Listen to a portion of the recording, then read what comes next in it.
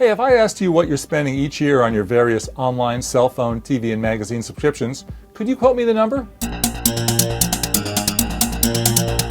Well, after a particularly nasty experience trying to extract myself from one of the many online services I'm beholden to, and more on that later, I decided to sit down and find out for myself. Would you believe over 20 services and $7,000 yearly? I don't want that extra ding on my credit card, I'll put it that way. In my case, I was billed $90 on a Saturday for a second 3 months of a music instruction site called ArtistWorks.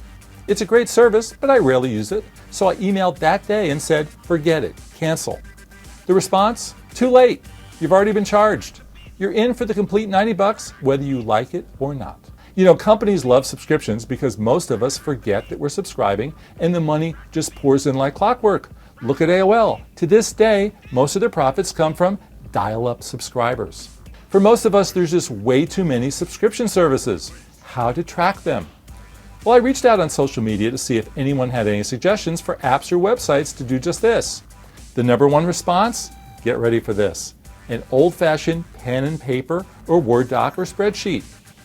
So rule number one, sit down and find out how many of these are dinging your card every month with recurring charges. Rule number two, make careful note of your anniversary date of the subscription. Rule number three, mark these on a calendar. Use the Google, Apple, or any of the free calendars available online. And finally, if you miss the date, don't want to pay for the entire period again, and the web service has refused your request, there's always one last resort. Call your credit card company and dispute the charge. They will usually go on the side of the consumer and will take it off. Please let me know how you fare. Look for me on Twitter where I'm at Jefferson Graham.